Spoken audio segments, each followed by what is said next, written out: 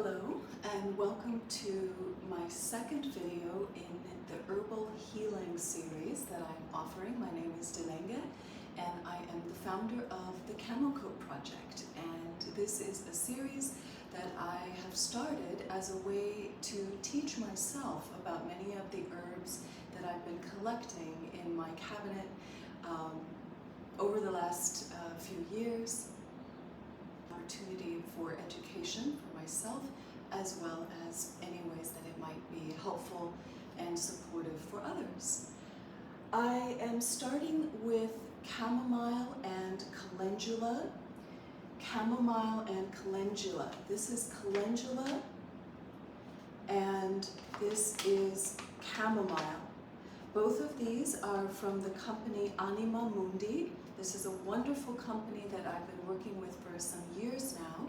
They have ecologically harvested and grown herbs that are based in Costa Rica, and they also have shops in Brooklyn, possibly some other locations. You'll have to check them out, but I really love their products. I like their packaging, and I like everything about the organic and sustainably, properly sourced and grown products that they sell. So check them out. So my first video that I did yesterday was talking about chamomile and calendula as well, and I really appreciate those who have subscribed so far. It's very exciting. This is my first time doing a YouTube channel like this. And I also really appreciate those in the community who have reached out to share their own experience or questions about chamomile. I thought that many people were aware of chamomile as a healing herb, and it turns out that I'm sharing some new information, and that's really, really wonderful. That's why I'm doing what I'm doing. And there will be more learning that will take place as I make my way through the cabinet of treasures in the collection. So one of the things, there are a few things that I wanted to talk about today with regard to using chamomile and calendula. Yesterday I was focusing on that because I unfortunately woke up yesterday with a sty starting or irritation in my eye. Part of that, I think, was because I had used a lotion or an oil on my face, and some of it must have gotten into the ducts, and so it got very irritated. So I was working with chamomile in particular, but both of these, to dunk cotton balls. And if you look at the video from yesterday, you'll see that I had prepared some flowers in a bowl along with some organic cotton balls, unbleached. Again, you want to think about what the materials that you're using along with the herbs, so that you're not introducing toxins or chemicals through the cloths or the laundry detergent and things like that. So I put the cotton balls in there and then poured hot water and steeped that together so until the cotton balls were cooled down and warm. You can use them as cool cotton balls. In fact, one thing that I didn't suggest was, but it occurs to me now, is you can put them in the freezer or in the refrigerator so that they get cool, and then that acts the same way as the cucumber slices, which we talked about yesterday, to use organic cucumber slices. Sometimes you'll see that, we see a lot of representations of that in media as a way to depuff and to cool the eyes and soothe, because cucumber is another amazing, amazing plant that basically is almost 100% water, very high concentration of water, very soothing for the system, and also has these very powerful but soothing and calm, gentle nutrients that are helpful to the body. So we could treat chamomile and calendula in the same way, put those cotton balls and chill them a little bit and then place them. And you don't want to be dripping the liquid directly into the eye, but what I was doing was trying to work with the eyelid and just allow that liquid to penetrate a bit in order to get those nutrients in there to combat the infection a little bit. So we're still working on it and still hopeful that it may work, but again, these things, especially when it's something soothing, it's not always instant. There are other things that we'll talk about that are much more quicker acting, and it depends on the part of the body. So a couple of things that I want to talk about today with regard to these is the way that chamomile, and I have my computer here, and at some point maybe I'll get a screen that allows me to have a teleprompter, but for now we're still new to this, so thank you for bearing with me. Chamomile and calendula, but chamomile in particular as an antioxidant, as a mild antiseptic, kind of astringent. You could use the cooling cotton balls to clean your skin, and as a mild, very mild sedative effect, which is why it's really good to use chamomile as a tea.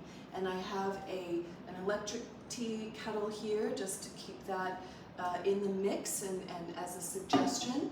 That is really a good option for heating up your water. Of course, you can do it on the stove. I get a little bit nervous about that. You could use a kettle, but of course you want to be very, very careful when you're heating up water in open pans and using open pans for steaming. When I was a child in Nigeria, one of our neighbors, my friend's mom, was boiling water in an open saucepan on the stove, as we would do, and part of her wrapper got caught on it, and she had terrible, terrible burns that took a long time to recover. So I mention this also just to say that when you're doing things like steaming, I would suggest, rather than a bowl, I would use something that actually is made for, whether it's boiled, pasta or things like that, that has handles on it, so that at least, and maybe use a trivet or something that's secure, even a doubled up cloth, for instance, that you could take a towel when you lay this on your surface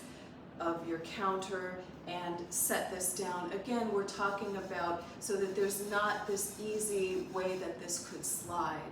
When you have your herbs in there and then you are pouring your water, again, that's going to allow you, you'll want to let it sit for a while. And some tea kettles have a setting that allows you to choose the different kinds of temperatures depending upon the kind of tea.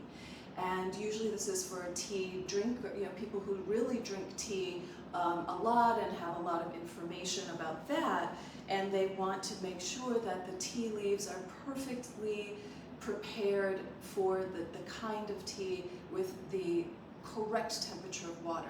So I would recommend that you think about that as well, if you want to consider what temperature will be best if you have that option. But just in general, you can have hot water. You want to have your herbs, and then you're going to pour the hot water in there and let it steep for a while, and then you may want to cover it with a lid, and then you can take that, don't remove the one underneath if you've already said, but with another towel, and then you would take this and you would place, it should be a larger towel, over your head and over the pot of tea, and this will allow the steam to rise up into your sinuses, into your nose, into your throat, into your pores and your skin, your neck, your face, and it's really going to be a wonderful way of bringing that through smoke, not smoke, but through steam, into your system. There are many ways to get these herbs into your system.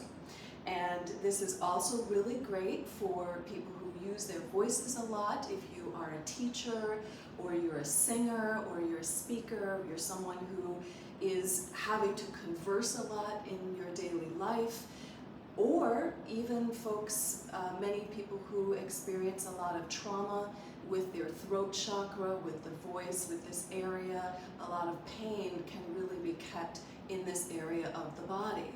And so chamomile, again, if you think of it as it's an antioxidant, so it cleanses toxins.